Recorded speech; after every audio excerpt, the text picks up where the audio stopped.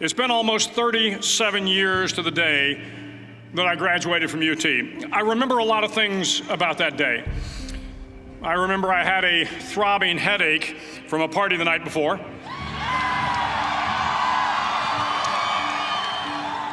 I remember I had a serious girlfriend who I later married. That's important to remember, by the way.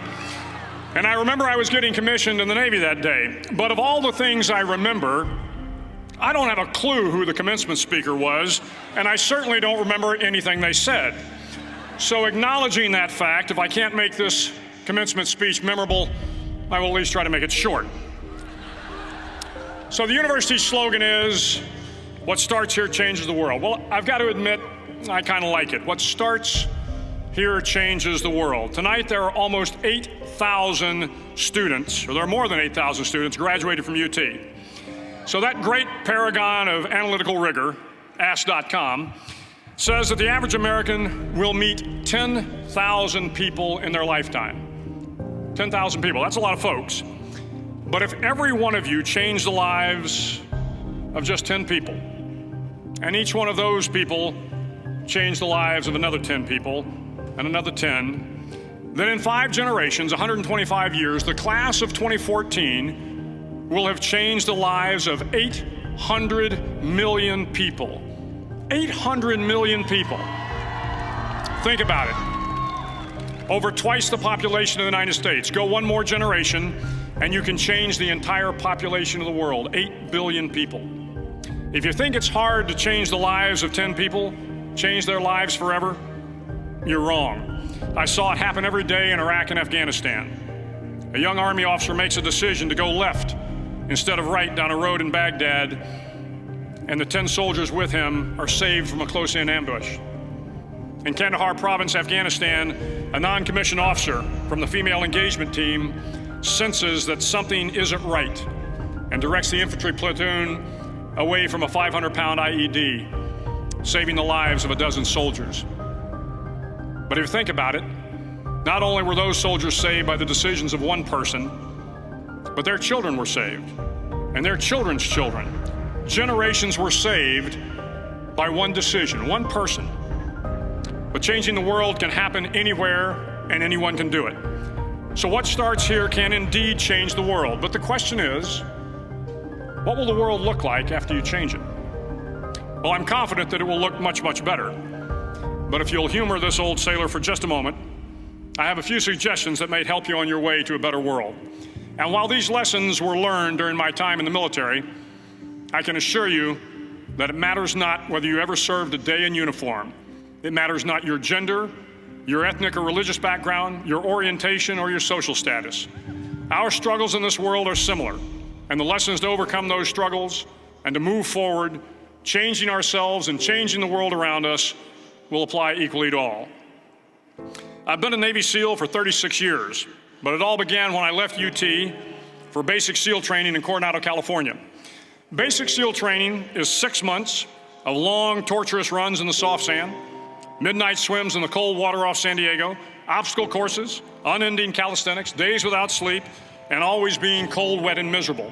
It is 6 months of being constantly harassed by professionally trained warriors who seek to find the weak of mind and body and eliminate them from ever becoming a Navy SEAL. But the training also seeks to find those students who can lead in an environment of constant stress, chaos, failure, and hardships. To me, basic SEAL training was a lifetime of challenges crammed into 6 months. So here are the 10 lessons I learned from basic SEAL training that hopefully will be of value to you as you move forward in life. Every morning in SEAL training, my instructors, who at the time were all Vietnam veterans, would show up in my barracks room, and the first thing they'd do was inspect my bed. If you did it right, the corners would be square, the covers would be pulled tight, the pillow centered just under the headboard, and the extra blanket folded neatly at the foot of the rack. It was a simple task, mundane at best, but every morning we were required to make our bed to perfection. It seemed a little ridiculous at the time, particularly in light of the fact that we were aspiring to be real warriors, tough, battle-hardened SEALs. But the wisdom of this simple act has been proven to me many times over. If you make your bed every morning, you will have accomplished the first task of the day. It will give you a small sense of pride, and it will encourage you to do another task, and another, and another. And by the end of the day, that one task completed will have turned into many tasks completed. Making your bed will also reinforce the fact that the little things in life matter. If you can't do the little things right, you'll never be able to do the big things right. And if by chance you have a miserable day, you will come home to a bed that is made, that you made. And a made bed gives you encouragement that tomorrow will be better. So if you want to change the world, start off by making your bed. During SEAL training, the students are all broken down into boat crews. Each crew is 7 students, 3 on each side of a small rubber boat, and 1 coxswain to help guide the dinghy. Every day, your boat crew forms up on the beach and is instructed to get through the surf zone and paddle several miles down the coast. In the winter, the surf off San Diego can get to be 8 to 10 feet high, and it is exceedingly difficult to paddle through the plunging surf unless everyone digs in. Every paddle must be synchronized to the stroke count of the coxswain. Everyone must exert equal effort, or the boat will turn against the wave and be unceremoniously dumped back on the beach. For the boat to make it to its destination, everyone must paddle. You can't change the world alone. You will need some help. And to truly get from your starting point to your destination takes friends, colleagues, the goodwill of strangers, and a strong coxswain to guide you. If you want to change the world, find someone to help you paddle. Over a few weeks of difficult training, my SEAL class, which started with 150 men, was down to just 42. There were now 6 boat crews of 7 men each. I was in the boat with the tall guys, but the best boat crew we had was made up of the little guys, the Munchkin crew, we called them. No one was over 5'5". The Munchkin boat crew had 1 American Indian, 1 African American, 1 Polish American, 1 Greek American, 1 Italian American, and 2 tough kids from the Midwest. They out-paddled, outran, and outswam all the other boat crews. The big men in the other boat crews would always make good-natured fun of the tiny little flippers the Munchkins put on their tiny little feet prior to every swim. But somehow these little guys from every corner of the nation and the world always had the last laugh, swimming faster than everyone and reaching the shore long before the rest of us. SEAL training was a great equalizer. Nothing mattered but your will to succeed, not your color, not your ethnic background, not your education, not your social status. If you want to change the world, measure a person by the size of their heart, not by the size of their flippers. Several times a week, the instructors would line up the class and do a uniform inspection. It was exceptionally thorough. Your hat had to be perfectly starched, your uniform immaculately pressed, your belt buckle shiny and void of any smudges. But it seemed that no matter how much effort you put into starching your hat or pressing your uniform or polishing your belt buckle, it just wasn't good enough. The instructors would find something wrong.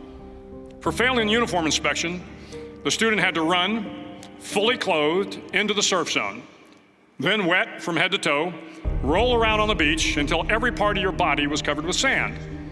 The effect was known as a sugar cookie.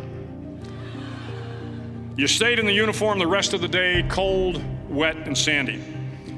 There were many a student who just couldn't accept the fact that all their efforts were in vain, that no matter how hard they tried to get the uniform right, it went unappreciated. Those students didn't make it through training. Those students didn't understand the purpose of the drill.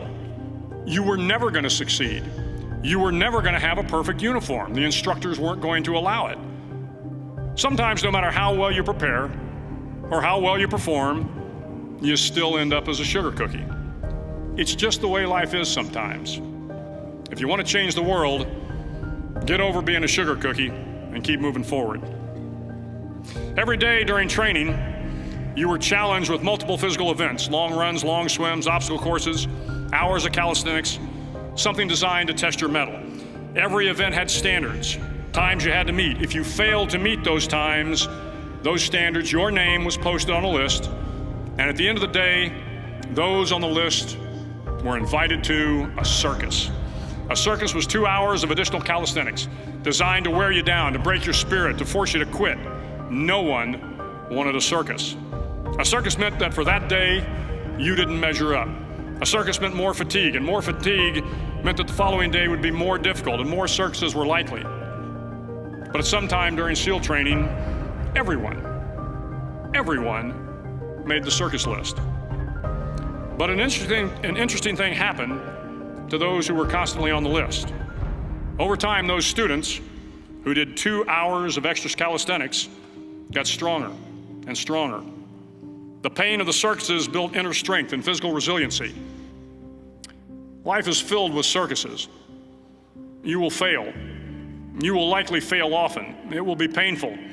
It will be discouraging. At times, it will test you to your very core. But if you want to change the world, don't be afraid of the circuses. At least twice a week, the trainees were required to run the obstacle course. The obstacle course contained 25 obstacles, including a 10-foot wall, a 30-foot cargo net, a barbed wire crawl, to name a few. But the most challenging obstacle was the slide for life. It had a 3-level, 30-foot tower at one end and a 1-level tower at the other. In between was a 200-foot-long rope.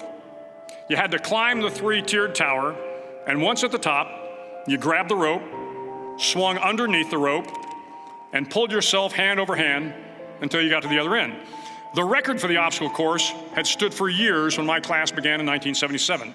The record seemed unbeatable until one day a student decided to go down the slide for life head first. Instead of swinging his body underneath the rope and inching his way down, he bravely mounted the top of the rope and thrust himself forward. It was a dangerous move, seemingly foolish and fraught with risk. Failure could mean injury and being dropped from the course. Without hesitation, the student slid down the rope perilously fast. Instead of several minutes, it only took him half that time. And by the end of the course, he had broken the record. If you want to change the world, sometimes you have to slide down the obstacles head first. During the land warfare phase of training, the students are flown out to San Clemente Island, which lies off the coast of San Diego. The waters off San Clemente are a breeding ground for the great white sharks. To pass SEAL training, there are a series of long swims that must be completed. One is the night swim. Before the swim, the instructors joyfully brief the students on all the species of sharks that inhabit the waters off San Clemente. They assure you, however, that no student has ever been eaten by a shark, at least not that they can remember. But you are also taught that if a shark begins to circle your position, stand your ground. Do not swim away.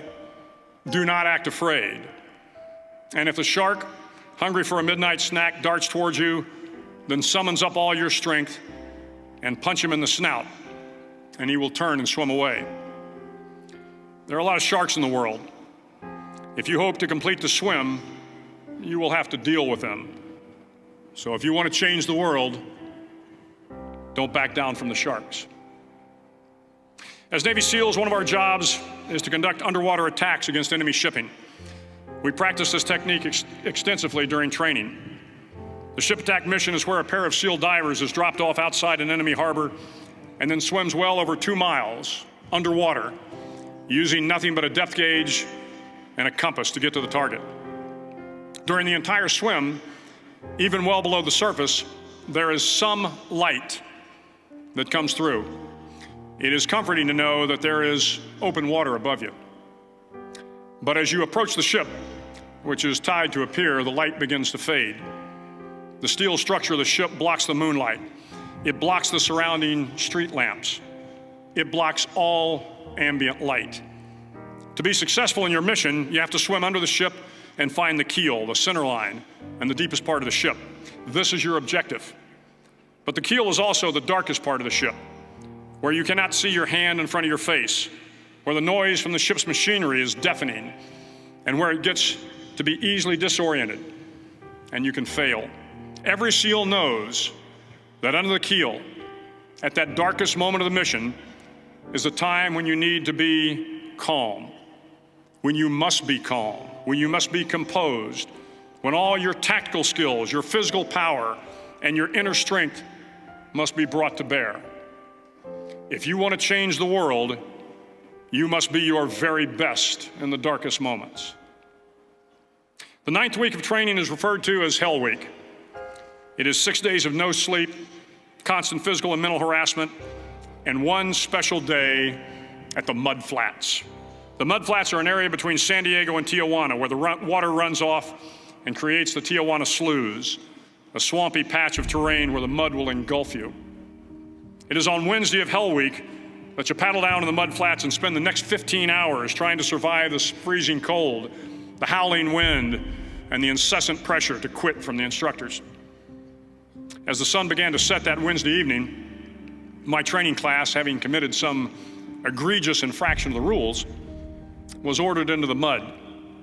The mud consumed each man till there was nothing visible but our heads. The instructors told us we could leave the mud if only 5 men would quit. Only 5 men, just 5 men, and we could get out of the oppressive cold. Looking around the mud flat, it was apparent that some students were about to give up.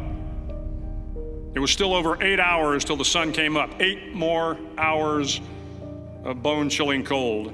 The chattering teeth and the shivering moans of the trainees were so loud, it was hard to hear anything. And then one voice began to echo through the night. One voice raised in song. The song was terribly out of tune, but sung with great enthusiasm. One voice became 2, and 2 became 3, and before long, everyone in the class was singing. The instructors threatened us with more time in the mud if we kept up the singing, but the singing persisted.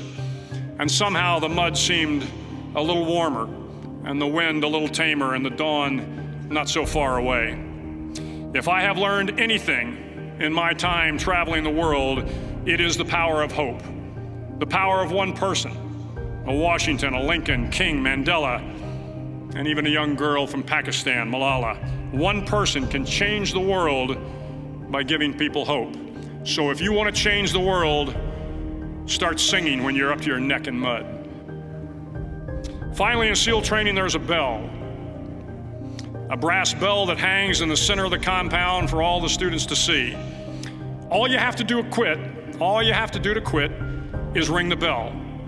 Ring the bell, and you no longer have to wake up at 5 o'clock. Ring the bell, and you no longer have to be in the freezing cold swims. Ring the bell, and you no longer have to do the runs, the obstacle course, the PT, and you no longer have to endure the hardships of training. All you have to do is ring the bell to get out. If you want to change the world, don't ever ring the bell. To the class of 2014, you are moments away from graduating, moments away from beginning your journey through life, moments away from starting to change the world for the better. It will not be easy, but you are the class of 2014, the class that can affect the lives of 800 million people in the next century. Start each day with a task completed. Find someone to help you through life. Respect everyone. Know that life is not fair and that you will fail often. But if you take some risks, step up when the times are the toughest, face down the bullies, lift up the downtrodden, and never, ever give up. If you do these things, the next generation and the generations that follow will live in a world far better than the one we have today. And what started here will indeed have changed the world for the better. Thank you very much. Hook 'em horns.